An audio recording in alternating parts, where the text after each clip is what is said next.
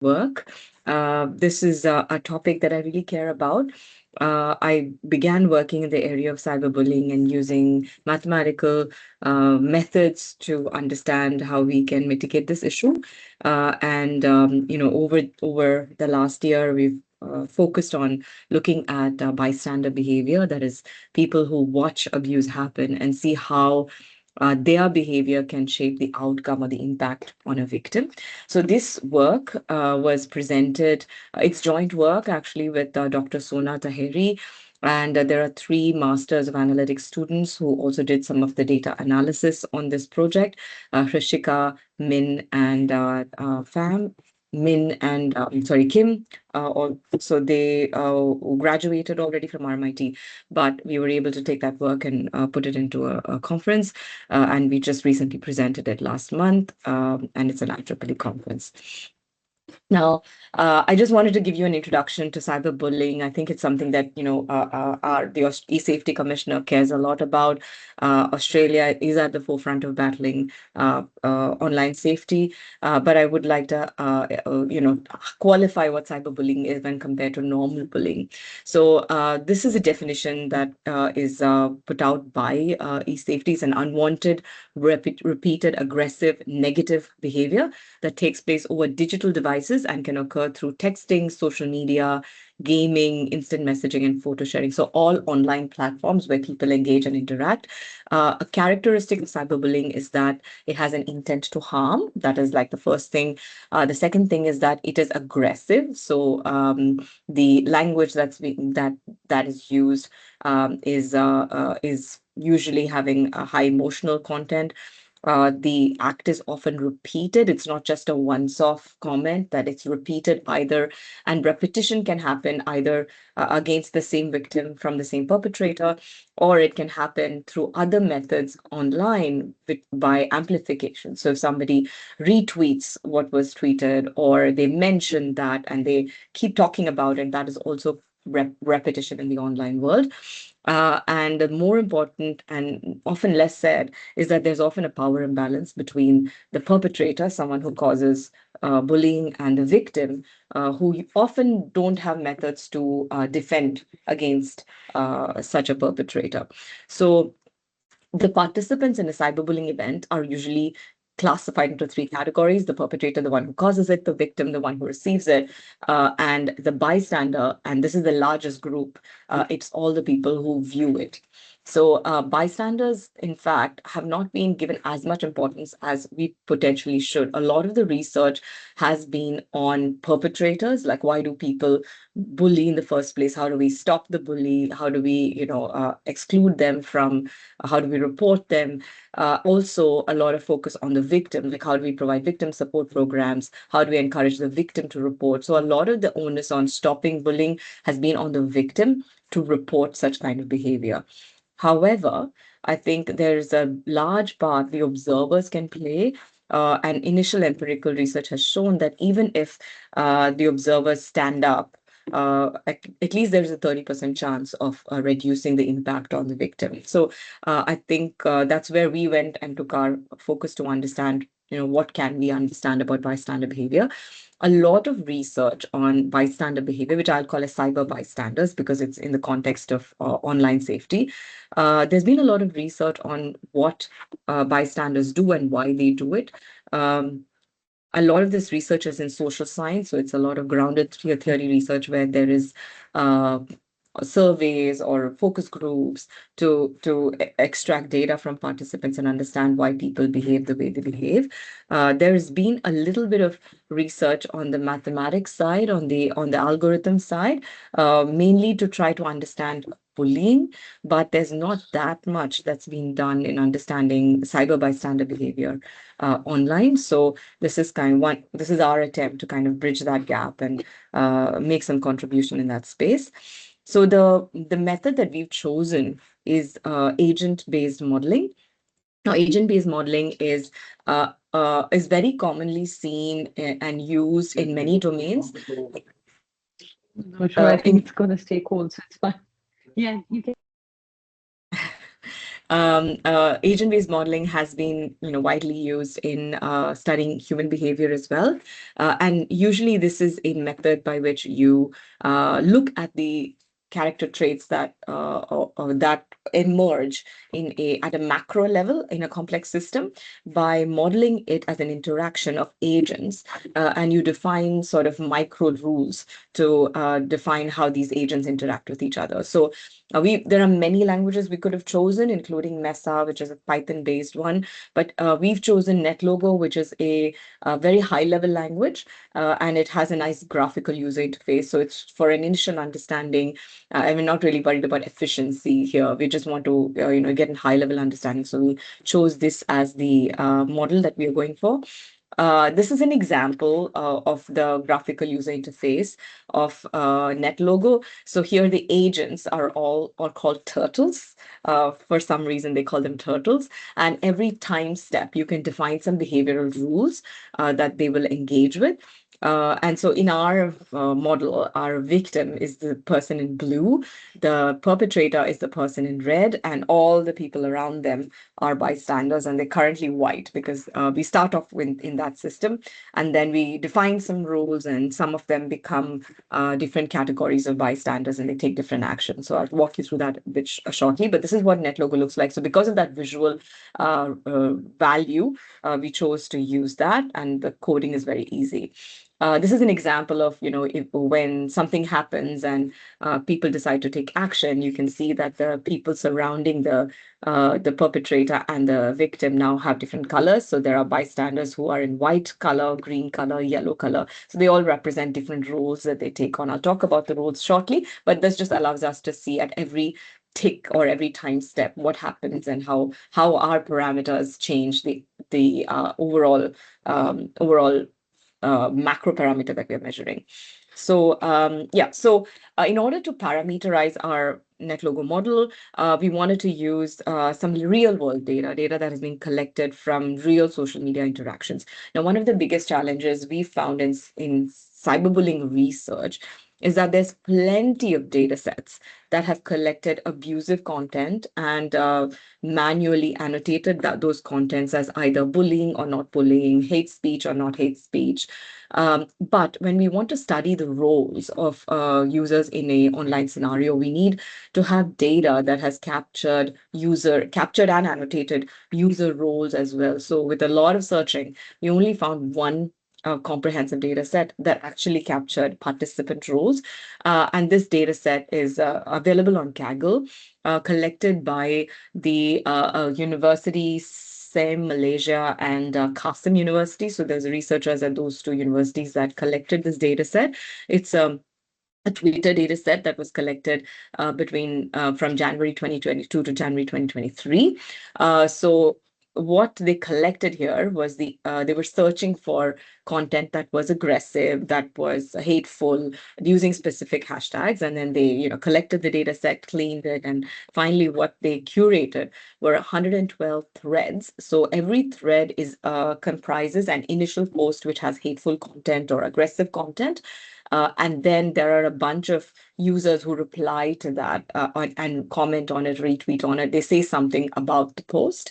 So that's what they collected. So we had 112 threads and a total of 739 tweets. So the data set has so each thread is like a session. So that was collected.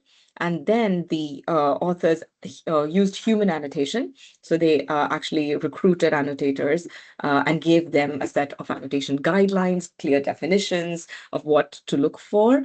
And what they did was labeled every thread. The initial post of the thread was labeled with three categories. The first one, all the posts were aggressive. So they wanted to check whether it was aggression and there's no sign of bullying. Remember, bullying is where there is an intent to harm, there is sort of repetition as well, and there is obviously aggressive language, which is already there here. So, and then power imbalance is hard to measure, but they were really looking for is there repetition and there's an intent to harm as well. So they wanted to see whether that post was aggressive but no bullying, or the post had bullying but a low level of aggression, and then bullying with high levels of aggression. So, obviously, bullying with high levels of aggression is kind of the most toxic one. So, that's the session level labels that we had on the data set.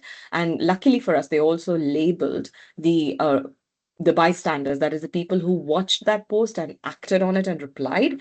They labeled them based upon or whether they were an instigator. So, an instigator is someone who agrees with the aggressive post, they support the aggressive post.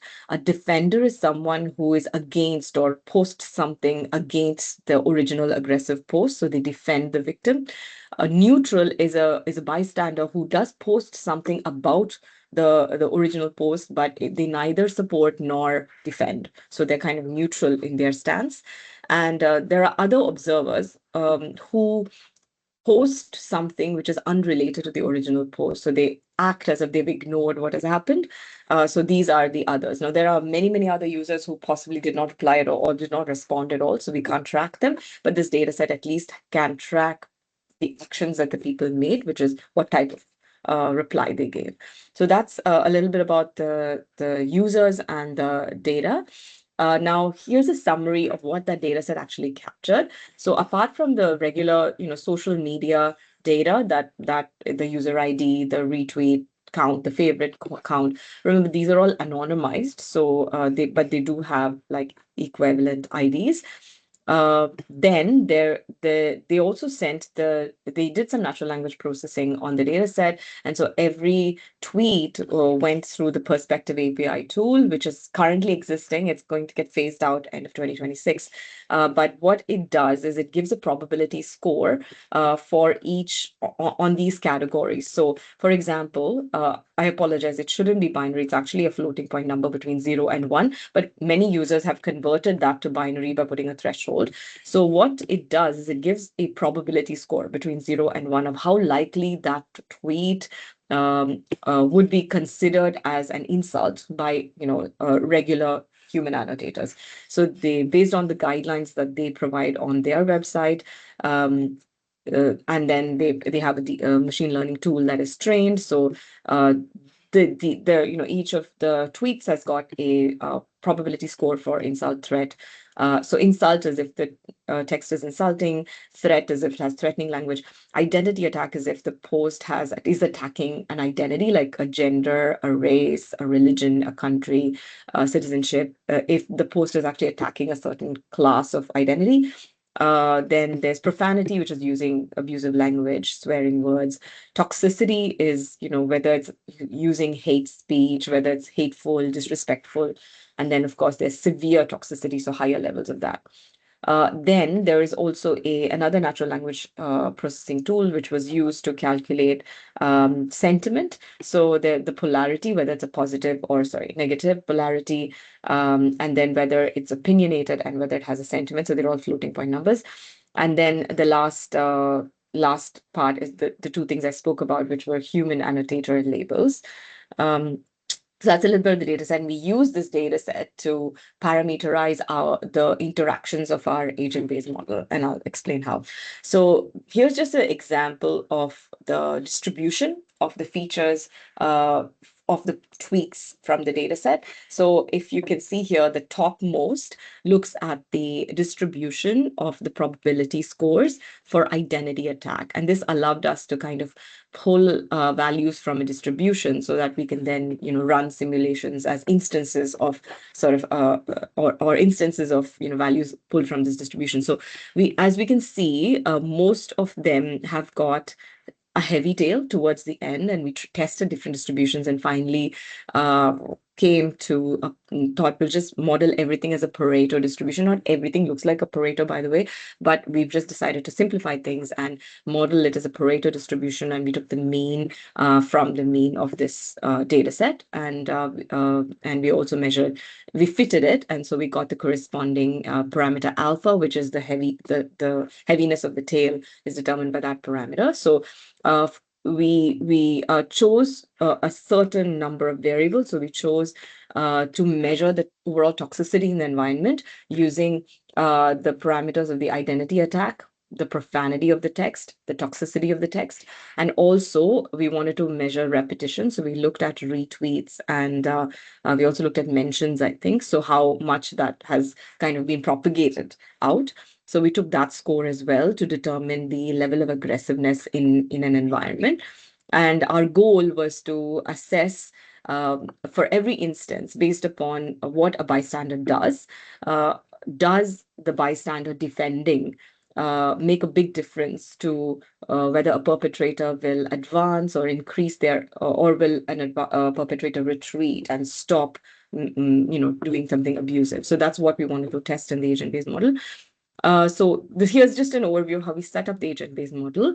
What I want you to maybe focus on is this formula. So what we did is in every instance, we initiated one victim, one perpetrator, and a whole bunch of bystanders that varied between 5 and 15. So it randomly picked a number from 5 and 15 and said you have so many bystanders in an instance of the session.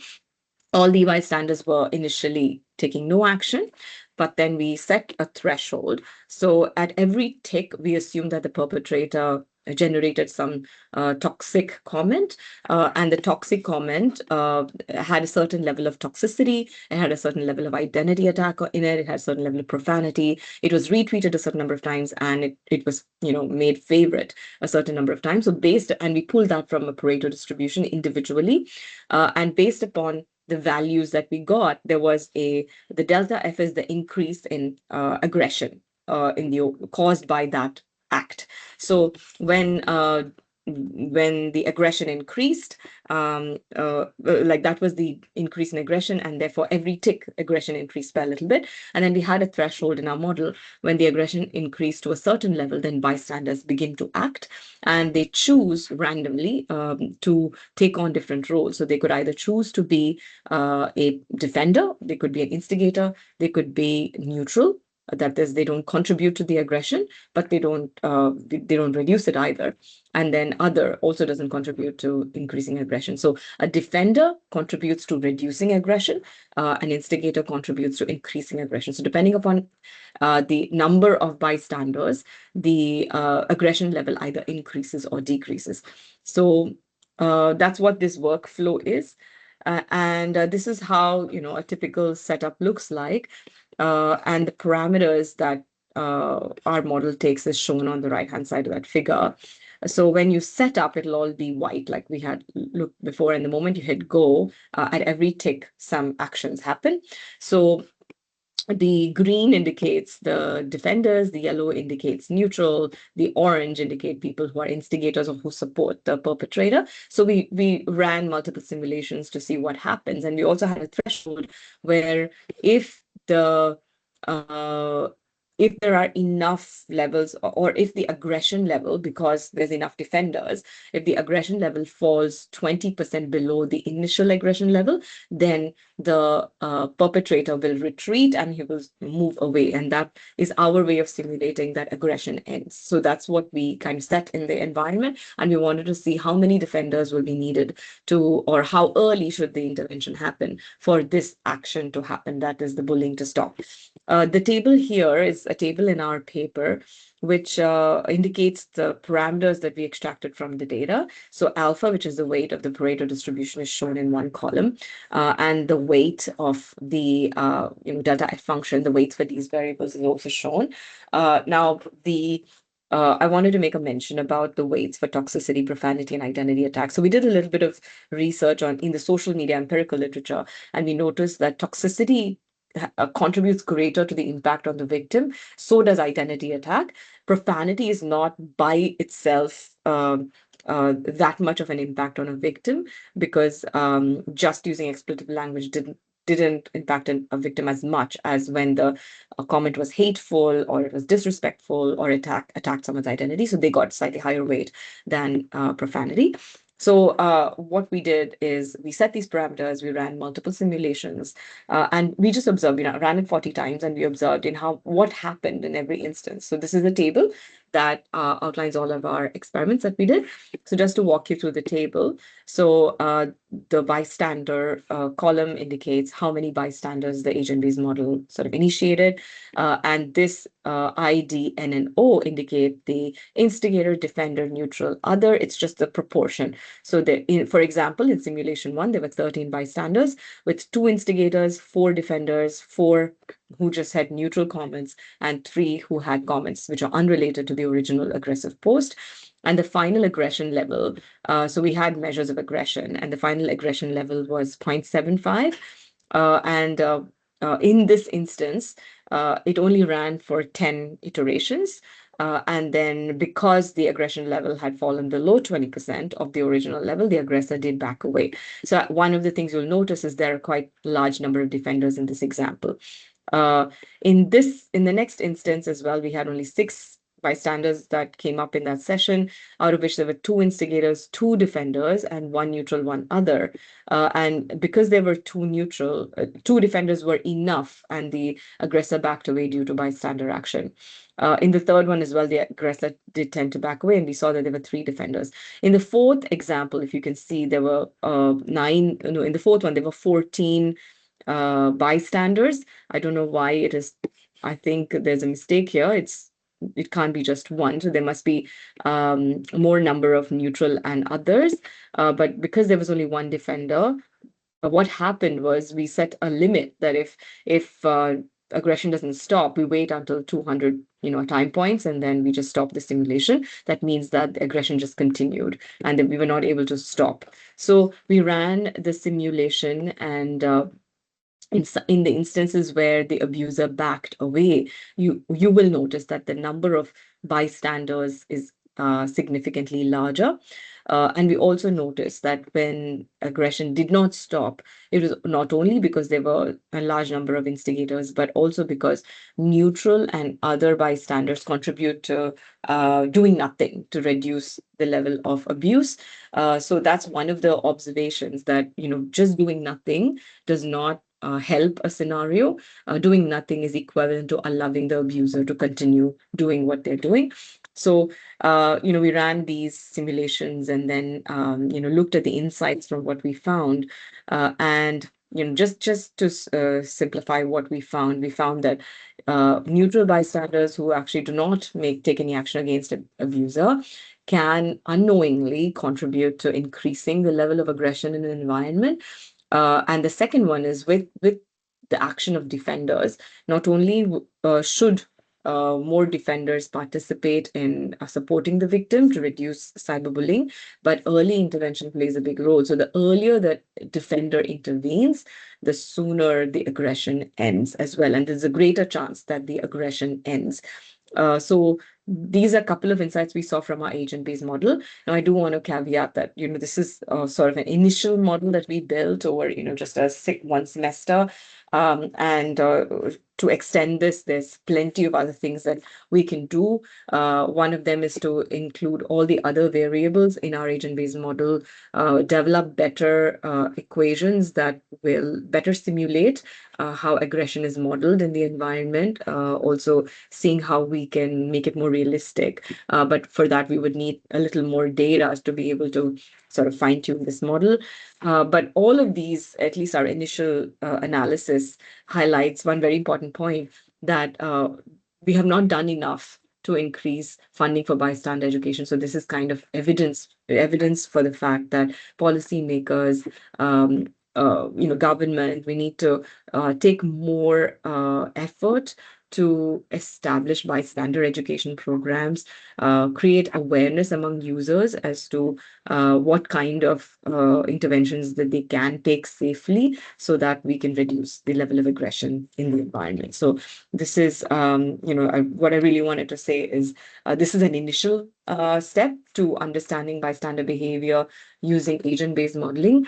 The more data sets we have that are like SciBy 23, the more we will be able to get better models and understand, just the macro level dynamics of cyberbullying environments. And one of the areas that I really care about is developing better uh, better data sets. Labeling and annotation, as you know, is one of our biggest challenges. So that's an area that sort of I'm working on as well. And if there's anyone who's interested in this topic, anyone who has sort of gone grounded theory research around bystander modeling, behavior modeling, and would like to join forces so that we can develop better data sets and develop better models, I'd love to connect with you after this talk or any time later, and love to have a chat and see what we can do together. So here's just a reference for the current data set that we've used. But yeah, that's really what I wanted to share, and I'm happy to take any questions you may have.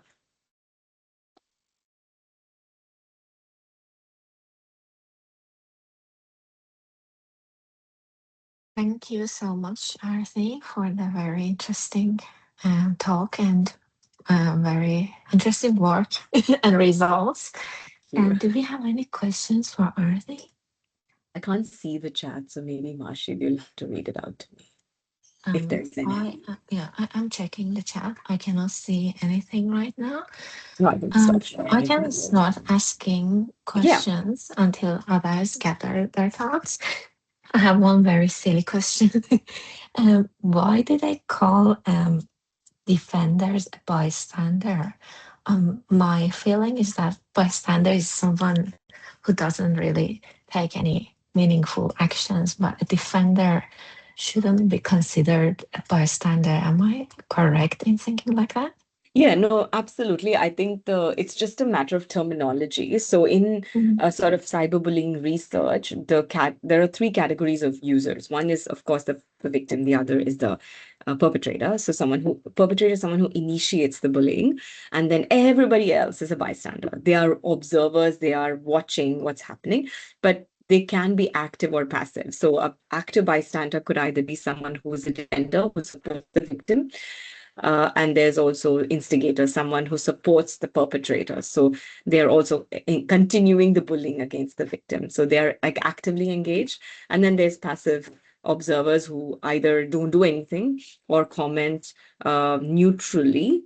That means they neither support one party or the other. And then there's others who kind of pretend like it never happened and talk about other things which are not related to the original aggression. So they're all bystanders in that terminology. Yeah, hopefully that clarifies, Mashi.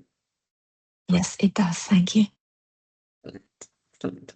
I also found your final points very interesting about collecting data that is labeled about bystander behavior. I think it's a Mhm. very important thing to do.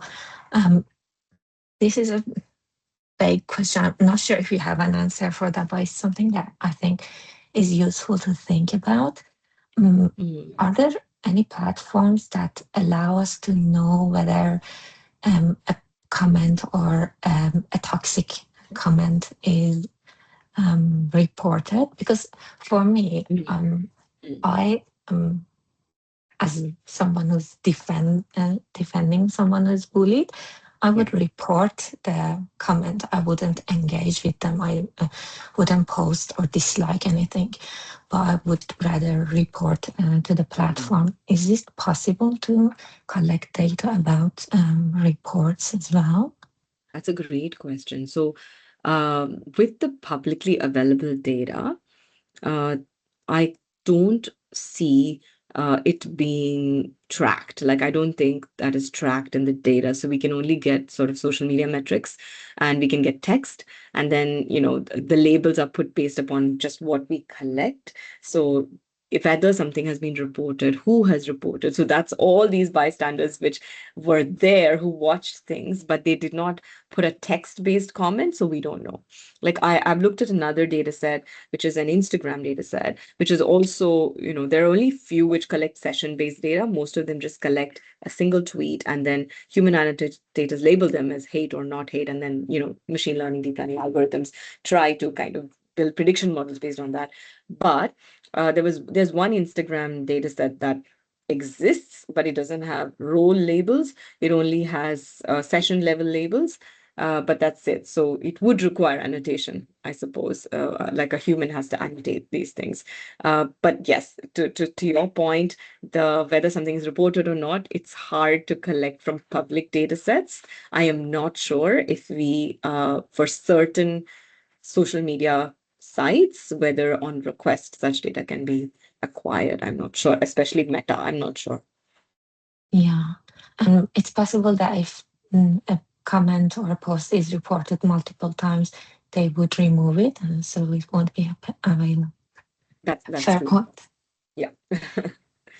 Do we have any more questions for Arathi?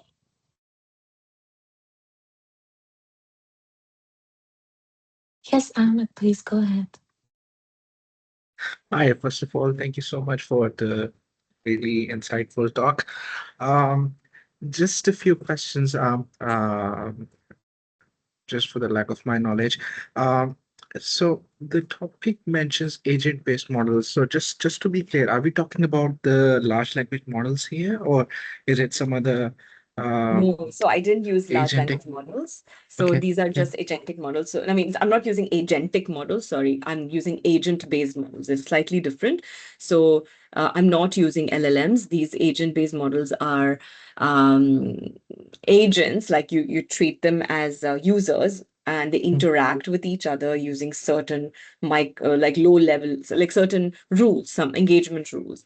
So agent one interacts with agent two in an aggressive way based upon just a probability distribution in our case. But agent-based models have been used for modeling many sort of complex systems. Uh, Coming to that point, though, agentic models are sort of slightly different to that. However, an area to think about is if a group of such agents, LLM agents, can yeah. now simulate use with deep learning sort of architecture behind them, with all of that training data behind them. It'll be useful. I haven't gone down that path yet, though. Yeah, yeah. I think Yeah. it's going to be interesting because I've read quite a few papers where they sort of simulate the social behavior of these large language models, and it turns out that it is very much closely mimicking actual human behavior. So I think like you mentioned in your talk, we have clear roles like the defender, the instigator, the neutral one, bystander one. It would be really interesting to assign all these roles to different agents and then have them interact with each other. And like the data set that you mentioned could be used maybe as a ground truth or Yeah. something to start with. Yeah, That's amazing. I yeah, mean, if you have the paper that you were reading, if you don't mind flicking it across, I wouldn't yeah, mind reading it and seeing, because that sure. might be another interesting angle. Yeah, great, great. Thank you once again. Thank you. I appreciate it.